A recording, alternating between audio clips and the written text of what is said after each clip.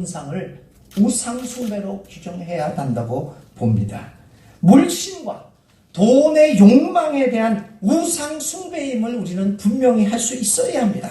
그것은 교회 안정 혹은 목회 대물림이라고 하는 아름다운 수식어로 아무리 장식한다고 하더라도 분명히 우상숭배임을 우리는 확신해야 합니다. 그래서 세습을 반대합니다. 두 번째, 왜 그러면 명성교회인가? 아까도 말씀드린 것처럼 1973년 제가 파악하기는 그렇습니다. 도림교회를 시작으로 해서 세습이 조금씩 이루어져 왔는데 사회적 이슈가 된 것은 아마도 1997년 합동의 충현교회의 사건이 비로소 사회적 이목을 받기 시작했던 것으로 기억합니다. 그 후에 여러 가지 2000년대 와서 광림교회, 강남제일교회, 분당 만나교회, 그리고 또 이제 숭미교회, 임마누엘교회, 여러 가지 금란교회 등 여러 가지 교회들이, 대형교회들이 계속해서 세습을 이어왔습니다. 그런데 왜 우리는 왜 명성교회를 가지고 이렇게 많이 모여가지고 반대하고 기도를 합니까? 근데 여러분, 1973년부터 이루어진 세습 과정의 역사를 살펴보면서 우리는 몇 가지 우리의 관심을 끄는 현상 하나를 발견하게 됩니다. 그것은 이 73년부터의 세습 과정을 통하여 점차 완성되어져 간 교회론의 변형입니다. 교회론이 변화되고 있다는 겁니다. 그것은 첫 번째는 신앙의 상업화, 상품화, 그걸로 인한 교회의 기업화 현상입니다. 신앙의 상업화와 상품화의 결과로 나타나는 이 교회의 기업화는 결국 기업의 최대의 목적인 안정과 변형, 그리고 교회의 고객인 교인들을 만족하는 것을 최대의 목표로 삼게 됩니다. 이 교회론이 점차 이 세습 과정을 통하여 기업화되어 가고 있다는 것들을 우리는 여기서 눈치채게 됩니다. 1973년 도림교회로부터 시작됐던 이 많은 역사, 오랜 세월 동안의 교회 세습의 과정이 바로 명성교회에서 완벽하게 신앙의 상업화와 상품화와 교회의 기업화라고 하는 변형된 모습으로 정점을 이루었기 때문입니다. 그래서 우리는 명성교회 세습의 문제를 이렇게 반대하는 겁니다. 유독 명성교회만 가지고 이런 반대를 하는 것이 아닙니다. 오늘 이루어진 이 명성교회 세습은 한국교회의 세습의 역사와 그 과정에 의한 교회론의 변형, 교회의 기업화의 정점에 서 있기 때문에 우리는 큰 위기감을 느끼며 이 교회론의 변형에 대하여 강력하게 반대하는 것입니다. 우리는 세습의 발전 과정에서 또 한 가지 현상을 지적하지 않을 수 없습니다. 그것은 프랑스의 다니엘 에르비 레게라고 하는 종교사회학자의 분석입니다. 이 종교사회학자는 당시에 1980년대로 기억하는데요. 프랑스의 가톨릭 내에서 발생한 카리스마적 운동 공동체를 연구하는 가운데 묘한 현상을 하나 발견하게 됩니다. 그것은 이 공동체 내에서 이 카리스마를 가진 한 지도자를 중심으로 해서 그 공동체가 점차 감성적 공동체로 변하게 되는 현상을 발견하게 됩니다. 감성적 공동체로 발전한 이 공동체는 점차 부족화 현상을 보이게 됩니다. 개토화라는 말을 쓰지 않고 부족화라는 말을 씁니다.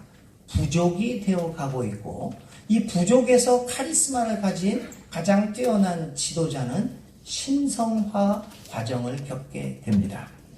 그래서 이러한 현상은 카리스마적인 지도자에 대한 강한 교착 현상과 함께 그의 범할 수 없는 지도력을 인정하는 분위기가 형성되는 것으로 나타난다고 합니다. 따라서 그 공동체는 지도자의 이름으로 알려지게 되며 결과적으로 우리는 한 사람 혹은 몇 사람을 중심으로 하는 공동체의 부족화 현상과 신성화 현상을 이제 당면하게 된다는 것입니다.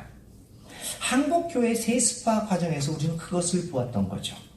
카리스마를 가진 지도자를 중심으로 자신들의 교회에 대한 신성화 작업이 이루어집니다. 그리고 우리는 신성한 부족들이 되어 갔습니다. 이렇게 점차적으로 교회 자체가 신성화되고 교회 자체가 부족화되는 그 현상이 우리나라의 세습 역사에서 보여지고 있다는 것입니다. 바로 그 정점에 오늘 명성교회가 서 있습니다. 그래서 수많은 교회가 이 세습을 했지만 물론 거기에 대해서 반대를 했습니다. 그런데 이렇게 많은 사람들이 이렇게 격렬한 반응을 보이는 것은 교회론의 이 같은 변형에 우리 명성교회가 있기 때문입니다. 그래서 명성교회의 목회 세습을 반대합니다. 마지막으로 세 번째 우리 질문입니다. 왜 기도하고 행동하는가? 다니엘서는 오늘 우리의 본문인 다니엘서는 시리아의 지배자 안티오쿠스 에피파네스가 통치하던 시절에 발생한 사건들을 역사적 배경으로 하고 있습니다. 이 에피파네스는 자신을 신의 현현이라고 주장하면서 유대 종교를 박해합니다. 그 기원전 167년경의 상황을 다니엘서는 반영하고 있죠. 이 에피파네스는 유대인을 강제로 헬라화하기 위하여서 안식일을 지키지 못하게 했고 할례 예식을 금지시킵니다. 토라를 불태우고 그리스의 관례를 따라서 예루살렘 성전에서 제우스를 섬기는 제단을 쌓고 돼지를 제물로 드리고는 일들을 자행했습니다. 이런 충격적인 상황을 배경으로 해서 다니엘서의 저자는 다니엘이라고 하는 영웅을 어떤 위대한 인물을 내세워서 이 에피파네스의 정책에 동화하지 않고 끝까지 투쟁하는 그 불굴의 유대인의 모습을 그려내고자 합니다. 오늘의 본문인 다니엘 10장에서는 다니엘이 포로로 잡힌 이렇게 해서 헬라화 과정을 겪고 있는 이 어려움에 처한 이스라엘을 위하여 21일 동안 금식한 후 계속해서 6월절 초일까지 금식하는 내용이 나옵니다. 이 다니엘의 이 20일 동안의 금식 기도는 안티오쿠스 에피파네스의 6월절 예식 금지에 대한 항거였습니다. 다니엘은 기도를 시작합니다. 하나님이시여 개입하소서, 우리 민족을 구원하소서. 아멘. 기도를 합니다. 그런데 오늘의 본문에서 이 다니엘이 기도를 했는데 하나님의 메신저가 나타나지를 않고 있는 겁니다. 오히려 오늘의 말씀에서 하나님의 메신저는 페르시아 왕국 바사 왕국에서 무려 21일 동안 붙잡혀 있었습니다. 하나님의 메신저의 방문이 지연되고 있었습니다. 그것은 바로 바사 왕국의 악령들이 하나님의 메신저를 붙잡아 두고 있었기 때문이라고 오늘 성경은 말합니다. 이상한 얘기입니다. 어떻게 하나님의 메신저가 악령들에 의해서 붙잡혀 있을 수가 있단 말입니까?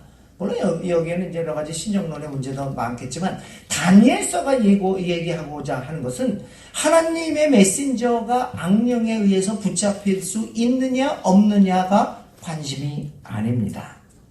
어떻게 해서 이 붙잡혀 있던 하나님의 메신저가 그 바사 왕국의 권력과 그 악령으로부터 벗어날 수 있었느냐에 관심을 두고 있습니다. 21일 동안 붙잡혀 있던 이 메신저에게 반전이 이루어집니다. 드디어 하나님의 메신저가 바사 왕국으로부터 노임을 받고 다니엘에게 나타나서 메시지를 전합니다. 그것이 오늘 우리가 읽은 12절 이하의 내용입니다. 다니엘서가 이야기하고 강조하고자 하는 것은 이것입니다. 하나님의 메신저가 다니엘에게 나타나서 이렇게 말합니다. 다니엘아, 두려워하지 말아라. 네가 이 일을 깨달으려고 하나님 앞에서 스스로 겸손하여지기로 결심한 그 첫날부터 하나님은 내가 간구하는 말을 들으셨다. 네가 간구하는 말에 응답하려고 내가 왔다라고 말씀하십니다. 비록 하나님의 메신저의 도착이 21일 동안 지연되기는 하였지만 이렇게 악령의 쇠사슬을 끊고 오게 된 것은 다니엘의 기도가 첫날부터 들려졌기 때문이라는 것입니다.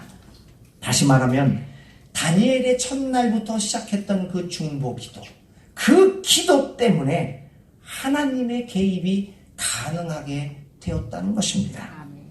오늘의 말씀은 계속해서 이렇게 증언합니다. 13절입니다. 그러나 페르시아 왕국의 천사장이 20하루 동안 내 앞을 막았다. 내가 페르시아에 홀로 남아 있었으므로 천사장 가운데 하나인 미가엘이 나를 도와주었다. 이야기를 하고 있습니다. 그렇습니다. 미가엘, 어떤 의미로는 다니엘의 중보 기도가 하나님의 메신저를 도와주었습니다. 그래서 바사 왕국의 천사장의 방해를 뚫고 결국 하나님의 메신저는 다니엘에게 와서 예언을 선포할 수 있었던 것입니다. 유대 백성들에게 앞으로 이루어질 일에 대하여 말할 수 있게 되었던 것입니다.